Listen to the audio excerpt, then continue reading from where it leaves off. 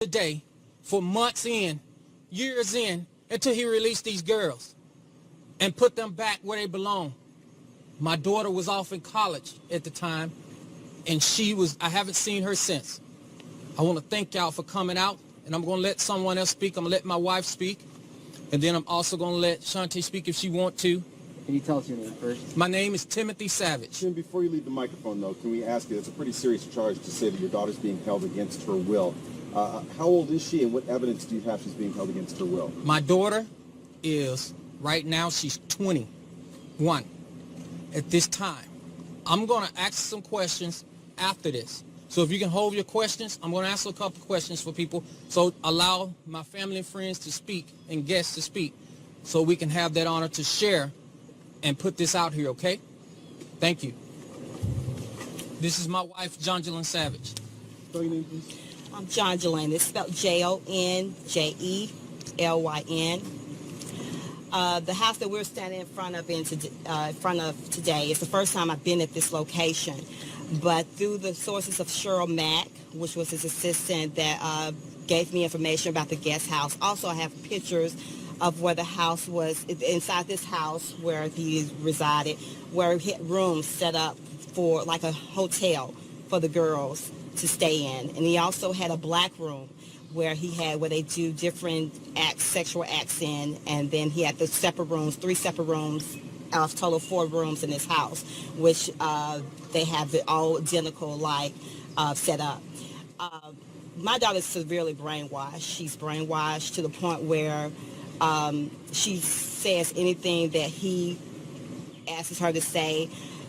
She's not the same Jocelyn that we knew when we met. I've reached out to Diane Copeland and Alicia Evans, which are the madams that watches over the girls, and they would not give me any information about my daughter.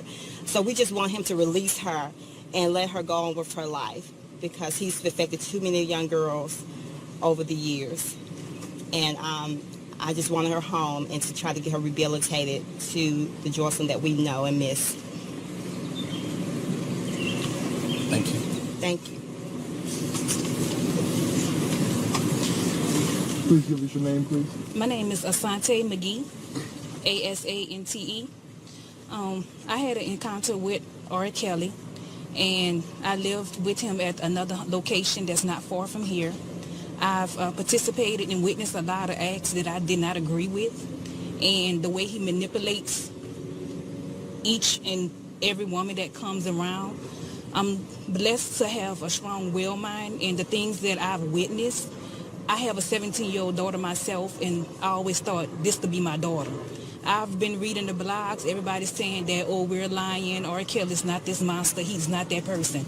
I've always been a fan of R. Kelly from day one. I was always defending him until I got behind closed doors. I've reached out to the Savages as well as Isabel Clary parents because I saw both of their daughters, and I did not like what I was seeing. Again, I felt like if this was my daughter doing this, I would want somebody to come out to me and help me. So I've been with them and just giving them as much information that I've seen, just living in the house with them. And it just took a whole bunch of encounters that finally I got the willpower to just walk away. So I've been gone since last summer, but I've stayed in contact with them after I left and gave them as much updates that I could give them as far as the conditions that's treated, where you have to ask to be, take a bath, permission to shower, to eat, permission to go from one room to the next.